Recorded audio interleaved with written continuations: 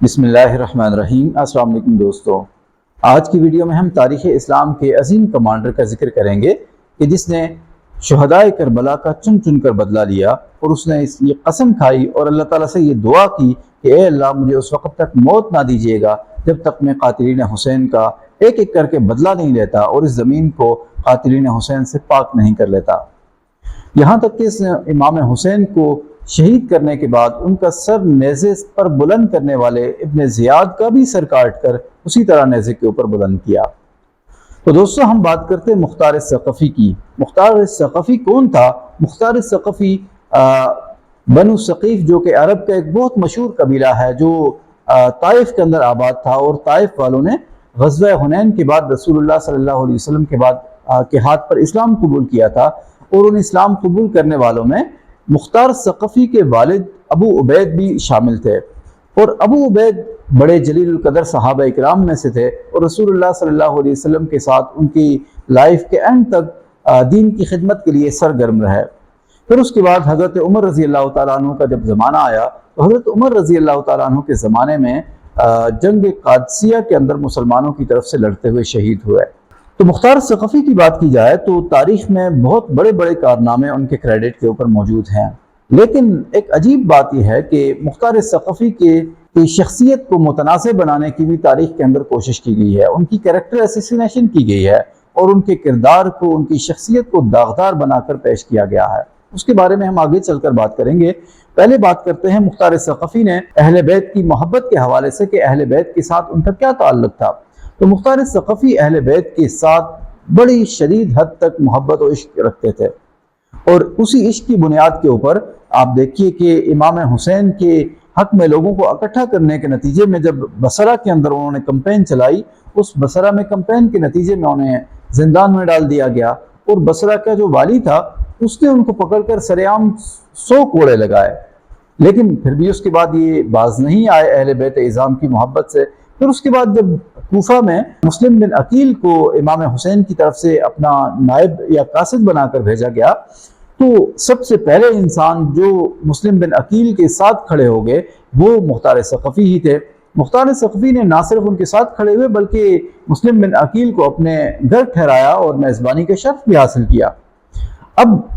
نہ صرف گھر ٹھہرایا بلکہ ان کی پورے کوفہ کے اندر کمپین شروع کر دی، لیکن اگین یہ ہوا کہ گورنر جو کوفہ تھا ابو عبیدہ بن زیاد نے اس نے دوبارہ ان کو گرفتار کر لیا۔ اب یہ زندان میں تھے۔ پھر اس کے بعد جب مسلم بن عقیل کو شہید کیا گیا ابن زیاد کی طرف سے، تو اس وقت بھی مسلم بن عقیل کو جب شہید کیا جا رہا تھا اس وقت بھی مسلم بن عقیل کی مدد کے لیے مختار ثقفی جو ہیں وہ کوفہ کے باہر لشکر تیار کر رہے تھے، اور جیسے ہی وہ کوفہ کے اندر اس لشکر کے ساتھ انٹر ہوئے، اپنے لوگوں کے ساتھ انٹر ہوئے، تو پتہ چلا کہ مسلم بن عقیل کو تو شہید کر لیا گیا ہے۔ اسی طرح امام حسین کے بارے میں بات کی جائے تو امام حسین کو جب کربلا کے اندر شہید کیا گیا تو اس وقت بھی ان کی شہادت کے وقت بھی یہ ابن زیاد کی قید کے اندر موجود تھے۔ ابن زیاد نے ان کو قید کر کے زندان میں ڈالا ہوا تھا، اور ابن زیاد کو بھی یہ بات معلوم تھی کہ اہل بیت کے یہ بہت بڑے سپورٹر ہیں اور ان کی محبت میں بہت آگے جانے والے ہیں، تو انہوں نے ان سے بھی بدلہ لینے کے لیے یہ کیا کہ حضرت امام حسین کا سر مبارک کاٹ کر ان کو لایا، دربار میں منگایا گیا، اور دربار میں لانے کے بعد ابن زیاد نے ان کو بلایا، مختار ثقفی کو بلایا کہ ان کو جیل سے لایا جائے اور ان کے سامنے یہ سر پیش کیا جائے۔ اور ابن زیاد نے جب امام حسین کا سر مختار ثقفی کے سامنے پیش کیا اور بتایا کہ دیکھ لو جس کی محبت میں تم نے اتنی کمپین کی ان کو آج ہم نے شہید کر دیا ہے اور ان کا سر تمہارے سامنے لایا گیا ہے۔ تو مختار ثقفی نے جب امام حسین کا کٹا ہوا سر دیکھا تو وہ تو آہو بکا کرنے لگے، ان کے اوپر گریہ طاری ہو گیا، اور اس کے بعد ان کی شدید لڑائی ہوئی زبانی طور کے اوپر ابن زیاد کے ساتھ، اور انہوں نے دربار میں کہا کہ میں اس کا بدلہ لوں گا۔ پھر اس کے بعد دوبارہ ان کو جیل میں ڈال دیا گیا، لیکن پھر اس کے بعد حضرت عبداللہ بن عمر کی کوششوں کے نتیجے کے اندر ان کو دوبارہ رہائی مل گئی، اور اس کنڈیشن کے ساتھ رہائی ملی کہ یہ کوفہ میں نہیں رہیں گے، اور جیسے ہی ان کو رہائی ملی تو یہ مکہ کی طرف چلے گئے۔ مکہ میں جانے کے بعد مختار ثقفی نے وہاں حضرت عبداللہ بن زبیر کے ہاتھ کے اوپر بیعت کر لی۔ اب نہ صرف بیعت کی بلکہ ان کے ساتھ ڈٹ کر کھڑے ہو گئے۔ اب یہاں سے یہ ہوا کہ یزیدیوں نے مکہ کے اوپر جب حملہ کیا تو یزیدیوں کے مکہ کے حملے کے موقع کے اوپر حضرت عبداللہ بن زبیر کے ساتھ فرنٹ رو میں کھڑے ہونے والے اور حضرت عبداللہ بن زبیر کے ساتھ کھڑے ہو کر لڑنے والے، لیڈ کرنے والے دوسرا بڑا نام حضرت عبداللہ بن زبیر کے بعد مختار ثقفی کا تھا کہ انہوں نے ان کے ساتھ مل کے مکہ کو پروٹیکٹ کیا۔ پھر اس کے بعد ان کے عبداللہ بن زبیر کے ساتھ اختلافات شروع ہوئے، جس کے بعد ان کو چھوڑ کر وہ دوبارہ کوفہ کی طرف آگئے۔ یہاں کوفہ میں آنے کے بعد انہوں نے پھر اعلان کیا کہ اب میں شہدائے کربلا کا بدلہ لوں گا اور قاتلین حسین کو چن چن کر میں قتل کروں گا، اور انہوں نے پوری فہرست بنائی کہ جو جو لوگ اس سارے واقعے کے اندر ملوث تھے، اور اس کے بعد ان کو قتل کرنا شروع کیا، اور اس کوشش میں ساری عمر انہوں نے لگا دی۔ اور اس کے بعد انہوں نے اللہ تعالیٰ سے دعا بھی کی کہ اے اللہ مجھے اس وقت تک موت نہ دینا جب تک یہ زمین قاتلین حسین سے پاک نہیں ہو جاتی۔ اور انہوں نے چن چن کر ان تمام لوگوں کو ایک ایک کر کے بدلے لیے، ان سارے لوگوں کو قتل کیا جنہوں نے امام حسین رضی اللہ تعالیٰ عنہ کو کربلا کے اندر شہید کیا تھا۔ پھر اس کے بعد اسی سازش اور اسی بدلے کے جرم میں امام حسین کو مصعب بن زیاد کی طرف سے دوبارہ قتل کر دیا گیا۔ اب یہاں پر یہ بات سمجھنی بہت ضروری ہے کہ مختار ثقفی اگرچہ بہت بڑے قداور کمانڈر بھی ہیں اور اہل بیت کی محبت میں اس قدر گرفتار بھی ہیں، ان کی قاتلین حسین کا بدلہ لینے کے لیے اپنے آپ کو وقف کر دیتے ہیں، لیکن اس کے باوجود ان کی کریکٹر اسیسینیشن ہمیں تاریخ کی کتابوں کے اندر ملتی ہے۔ جیسے ان کے بارے میں یہ کہا جاتا ہے کہ انہوں نے نبوت کا دعویٰ کر لیا تھا، امامت کا دعویٰ کر لیا تھا، یا اس طرح کی دیگر چیزیں ان کے بارے میں آتی ہیں۔ تو ہمیں ان ایلیگیشنز کو بہت سارے بڑے بڑے اسکالرز بھی لے کے آگے چلے، کیونکہ وہ تاریخی روایات کے اندر موجود تھیں، لیکن یہ چیز بھی سمجھنے کی ضرورت ہے کہ کیا وہ شخص جو